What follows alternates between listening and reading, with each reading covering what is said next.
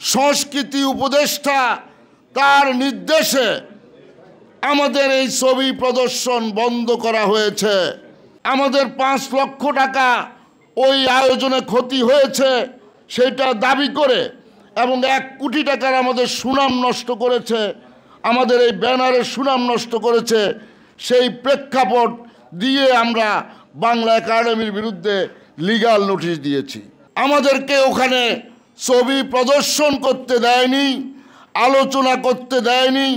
সেখানে দেশের বরেণ্য নাগরিকদেরকে, বরেণ্য রাজনীতিবিদদেরকে, আইনজ্ঞদেরকে, রাজনৈতিক বিশ্লেষকদেরকে আমরা দাওয়াত দিয়েছিলাম। ওনারা আসার জন্য সম্মতি প্রকাশ করেছে। আমরা কার্ডে ওনাদের নাম দিয়েছিলাম। মহান স্বাধীনতার পতাকা উত্তোলক জনাব আসম আব্দুর রব, সাংবাদিক রেহমান সোবহান সাহেবকে দাওয়াত দিয়েছি এবং জুনায়েদ সাকি, রাজনীতিবিদ জুনায়েদ সাকি, মাহমুদুর রহমান মান্না সহ আমরা অনেককে দাওয়াত দিয়েছি। এর মধ্যে মাহমুদুর রহমান মান্না ভাই আমাদের ওখানে গিয়ে পৌঁছেছেন।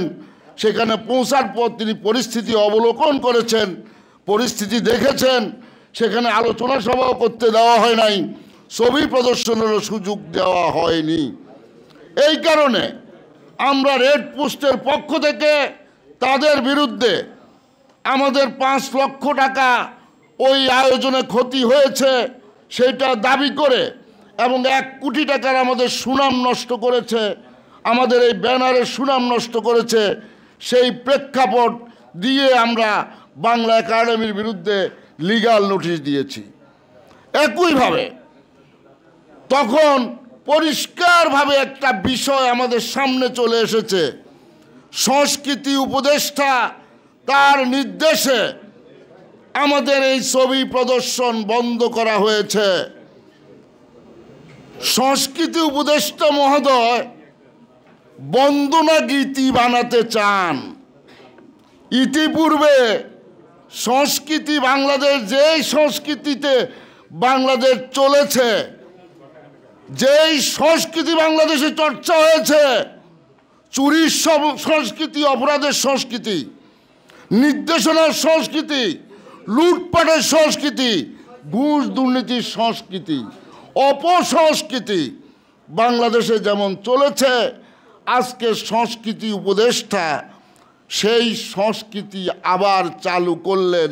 টেলিফোনিক নির্দেশনা দিয়ে তিনি আমাদের ছবি বন্ধ করেছেন, প্রদর্শন বন্ধ করেছেন, আলোচনা সভা বন্ধ করেছেন। তার লক্ষ্য কি, তার উদ্দেশ্য কি? আপনারা সকলেই সাংবাদিক বন্ধুরা জানেন তার লক্ষ্য এবং উদ্দেশ্য কি। তিনি কয়েকটা ছবি বানাবেন, জুলাই অভ্যুত্থান নিয়ে তিনি কয়েকটা ছবি বানাবেন। আগের কালে যেমন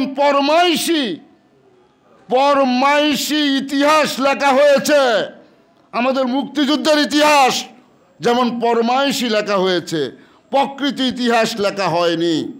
একইভাবে এই 24শে জুলাই, এই ছাত্র গণ আন্দোলন, এই রক্তাক্ত রাজপথ, এই মানুষের আহাজারি, মানুষের কষ্ট, মানুষের বিপদ, গুম খুন, এই নিয়ে